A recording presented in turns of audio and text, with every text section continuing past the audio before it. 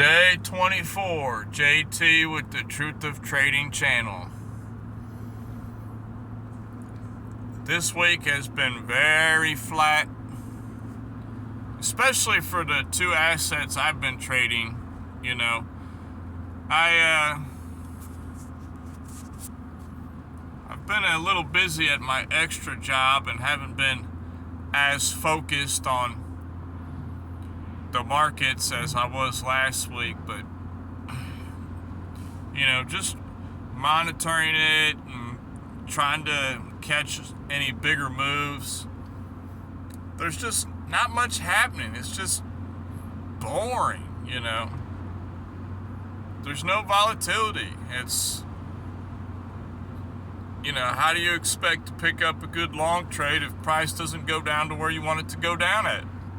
Vice versa. You want to go short on something, you want it to be high. You want to short the high. You know, this week, I mean, maybe tomorrow there'll finally be a little bit of movement, you know, but it's been pretty well a dud. Just been flat, boring price action. I mean, there's been a little bit of movement on some of the lower time frames, but you know, I had a nice setup I was planning on, one asset I was planning to go long on, and I was waiting for it to come down to a certain point in the chart, and it never made it there. You know, it got about halfway there, and then it reversed, and it's like that sometimes. You know, you want to get in, but that's like what I was talking about yesterday. You have to be picky, you know. I don't want to jump in at that point it was there, you know. That wasn't where I wanted to get long at, you know.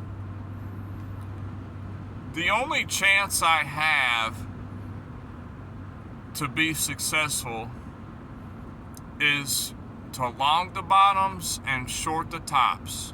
You know, all this middle ground action, aka no man's land, middle of ranges, you know, I don't like it.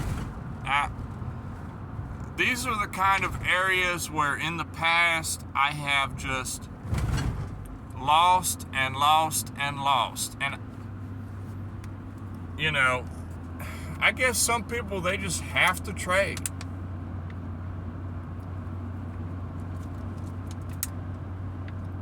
And when you force yourself to trade, you know, you're tying your hands. And that's an issue with trading. You know, you have to be picky.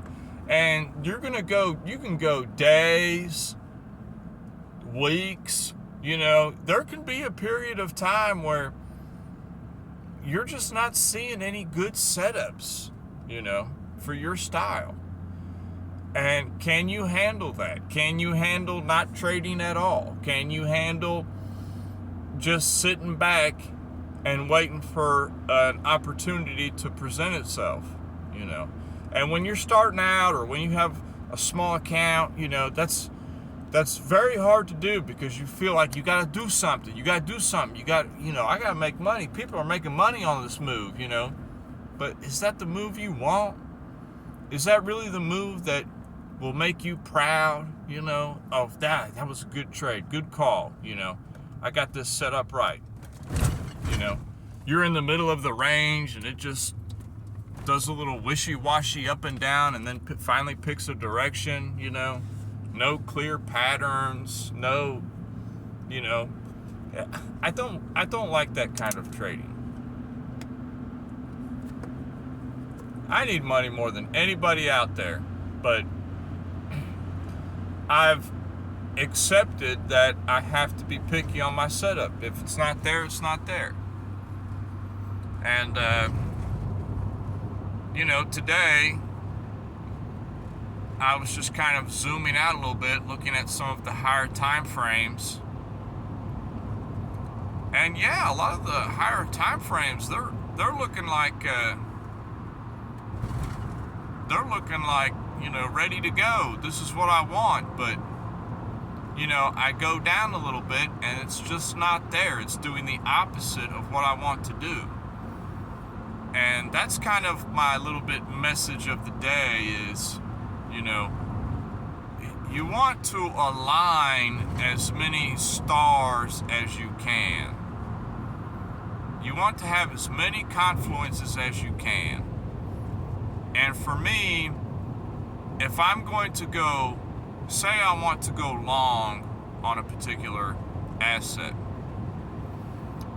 I want to have as many time frames as possible that are telling me now's a good time to enter the long. But when I have, 3 time frames are telling me it's good to go long, and 3 time frames are telling me, whoa, this ain't looking good. That's mixed signal right there. For example, if I have the daily, the 4 hour, the 2 hour, the 1 hour, telling me, hey, this would be good to enter a long right here.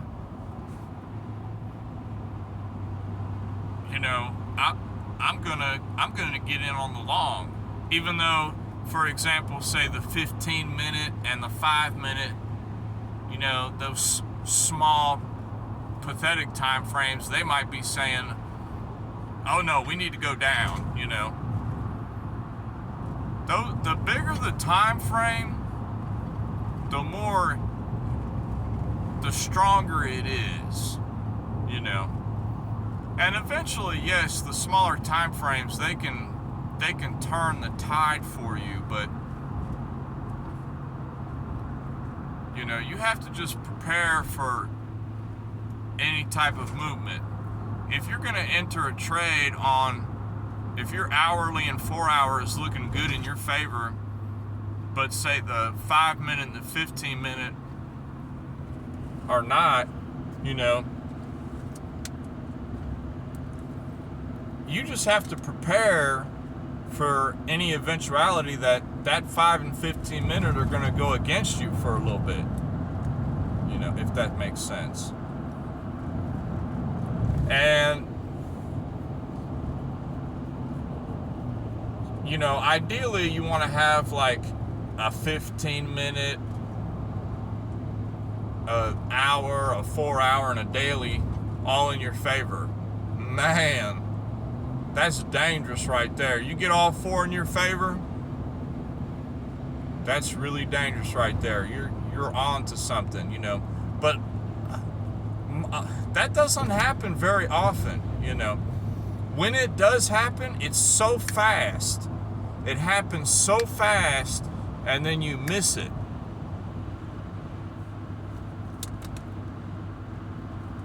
And that's why, you need to just keep up with, keep watching your trade,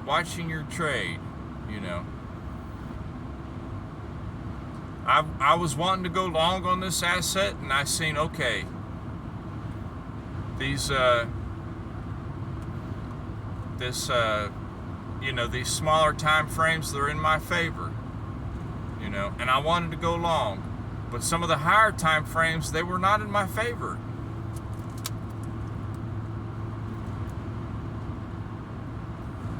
And it was in the middle of the range. So I didn't enter it. And sure enough, in the middle of the range, the small time frames, they started going up. They pushed the bigger time frames. But, that's not my style. That's not what I want.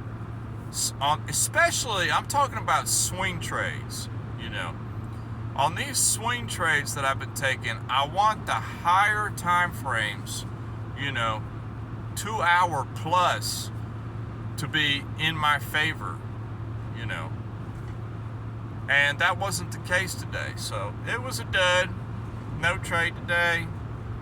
Oh well. We still got a little money in the account. We'll see what happens tomorrow, I'm hoping, you can't hope, but I'm just waiting to see how it plays out. It could play out where today the small time frame said, okay, let's go up. And then maybe tomorrow the big time frames will finally bring price down to where I wanted to long it from, which would be ideal.